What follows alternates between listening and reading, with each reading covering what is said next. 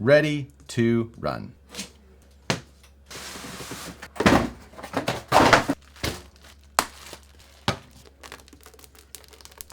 Ready to run.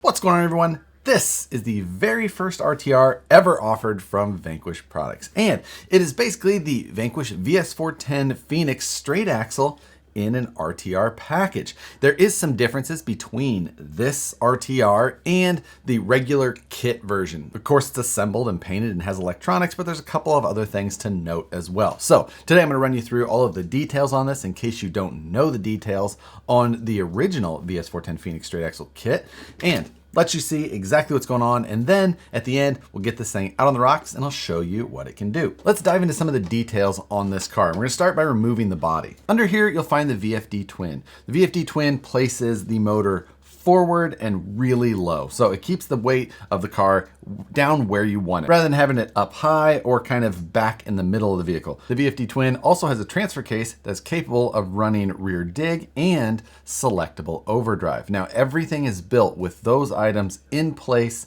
out of the box, but they're simply locked out. There's a simple set screw in each one. You just back that set screw up and then the levers are free on each side. In stock form, the overdrive is locked into the 6% overdrive setting and the dig is locked into 4-wheel drive. If you wanted to just add more overdrive out of the box, you could simply back that set screw out and move the overdrive lever into the high setting, which would be 43% overdrive. Now that will put a lot more stress on the 35 turn brushed motor, but it is capable of doing it if you decided you wanted to. Inside of that transfer case, the sintered gears are supported by the metal bearing plates that keep those gears held tightly into place. That's a nice strength upgrade in there. Of course, the transmission has full bearings, and if down the road you want to add the dig or shift servos or both, then the linkages that you need to go from the lever to the servos are included in the spare parts bag. And the radio that is included with the Phoenix is a digital 4-channel radio that has endpoint adjustment and everything in there for all 4 channels. So you don't need to upgrade the radio if you want to add those servos.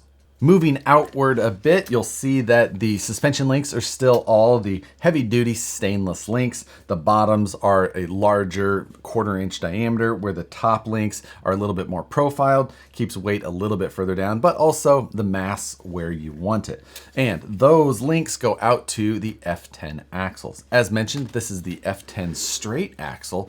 So if you're not familiar with these axles are an offset front pumpkin. The rear is centered, but these are a very high clearance axle, tight to the ring and pinion gear, but incredibly strong. There's a trussed design across all the way. The design puts the panhard mount out towards the C-hub and gives you an equal length drag link and panhard, so you don't get any bump steer with this design. These axles use a chromoly universal joint, so they get a ton of steering. There is a screw on the back side of the axle that is there as a bump stop. Helps keep that steering in a reasonable area. If you remove that screw, you can increase steering a little bit more, yet you may start to have more rubbing if you increase the steering, but it's there if you want it. This does use a machined ring and pinion gear with a 6-bolt locker on the inside there. The 12mm hexes at the outside of these axles are machined aluminum as well.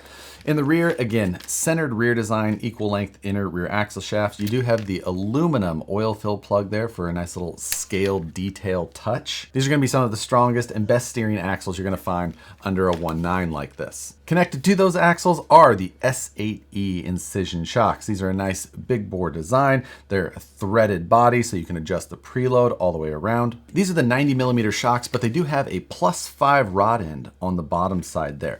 So in the spare parts bag, there's also a standard rod end and a -5 rod end. So if you wanted to get this truck sitting even lower, you could do that with the parts included in the spare parts bag. At the outside of the axles, you've got the Incision KMC Hex wheels. These are a true beadlock.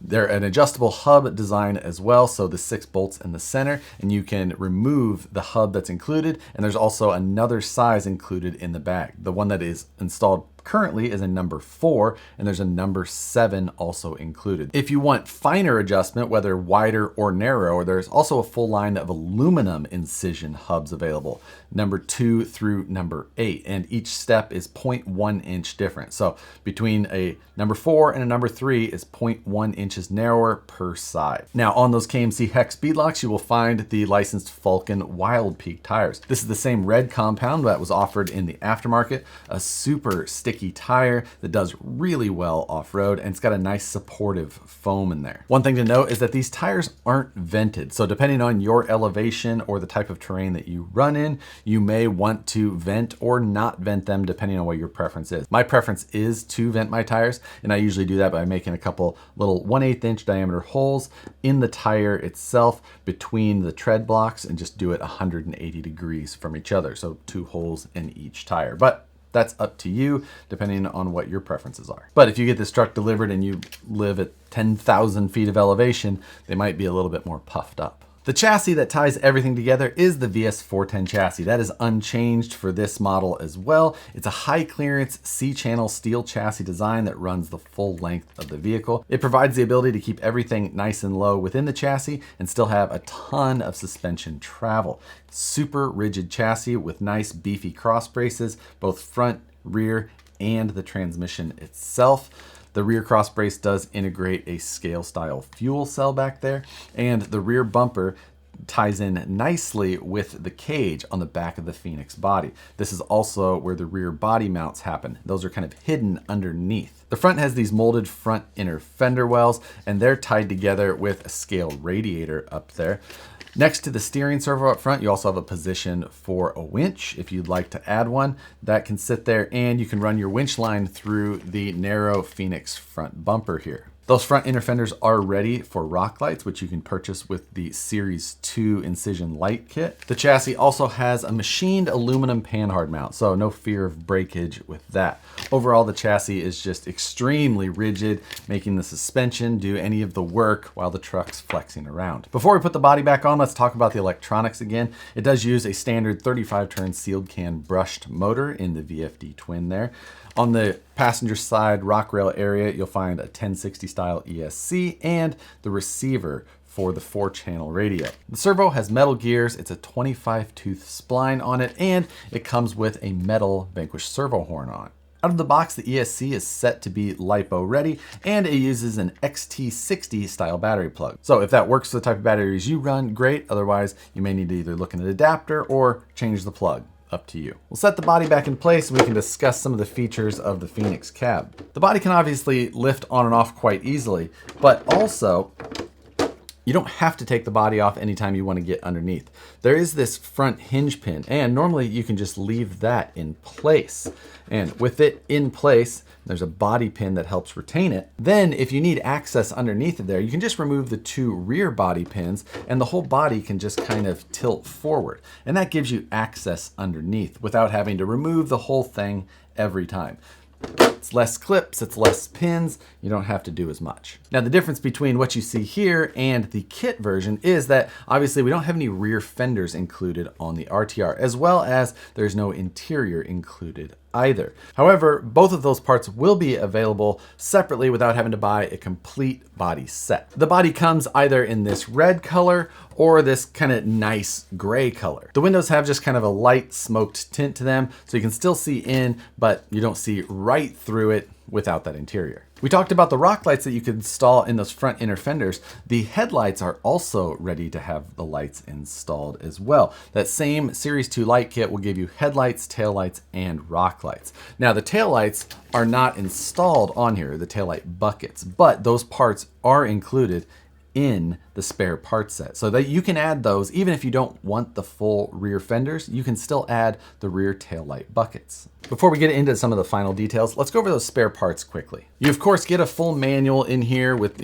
care instructions and all of the safety information. If you need information on how to assemble or disassemble things, you'll find that all in this manual. You also get a nice big sticker sheet here with a ton of the different logos and things like that, including a little comp stance guy. In the first parts bag, you'll find this tree here. This has got center caps to the wheels as well as those number 7 offsets. So if you want to go a little bit wider, that's what you would use. Next, we have the shock parts tree. This is the standard rod end to the 90mm shocks. You would throw these on if you want to shorten those shocks by 5mm. This parts tree here gives you pieces that you will need if you want to put on the rear bed sides. These are the mounts that work for the bed side. So keep a hold of this parts tree. It might be something that you'll want to use in the future. Then this is also a second one of those front pivots for the Phoenix bodies. This parts tree has some of the unused pieces for the VFD twin. You're not going to need these in basically any situations. This next one here, you'll find these are the plastic bearing plate versions. The aluminum ones are already installed in the transmission. This is a plastic style lockout for the spur gear, but not for the top shaft that's used in here.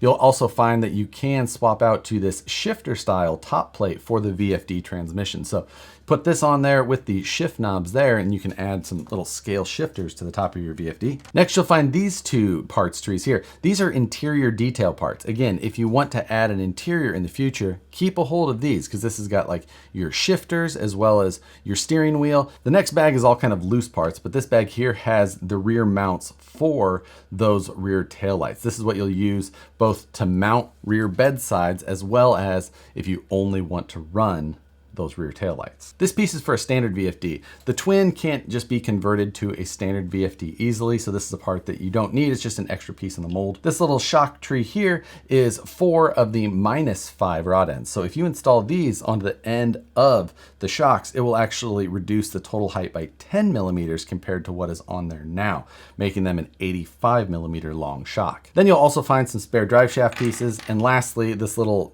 spinny piece here with the Vanquish logo on it, that is to uninstall or reinstall the little scale oil fill cap in the back of the rear axle. Next, you've got 2 baggies of screws and parts left. One of them is labeled spare parts. That's got your little 4-way wrench if you want to take off or reinstall the wheels. The blue washer in there is actually a spare PU washer for the slipper disc in the transmission, which you can find more information on in the manual. And then there's just a couple of other little extra screws and pivot balls. This bag here has got the shift linkages that you'll need if you want to install servos inside the vehicle. So there's rod ends, linkages, pivot balls, and then just a number of screws that you would use for mounting the servos and attaching the linkages to either the servo horns or the levers that are inside.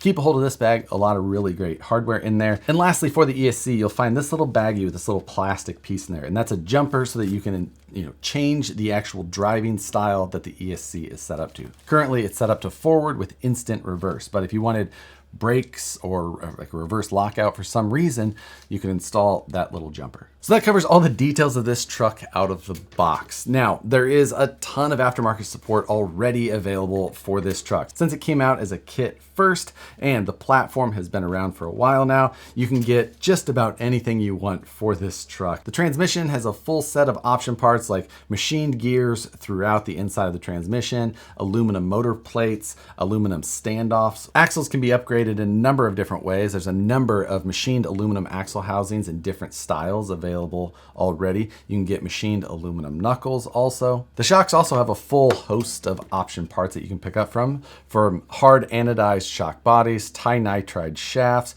You can get optional spring sets as well. You can get machined aluminum shock caps as well as the preload collars and machined Delrin style pistons. We talked about being able to pick up the interior and bed sides separately. Also, you can get steel incision drive shafts for this. With that being said, we're gonna go drive it in the stock form first. I've already put the batteries in this radio, but if you don't know how, it is a little bit different than most. There's no battery door at the bottom. The radio actually separates up top. So you push the little button in and take the handle off that way.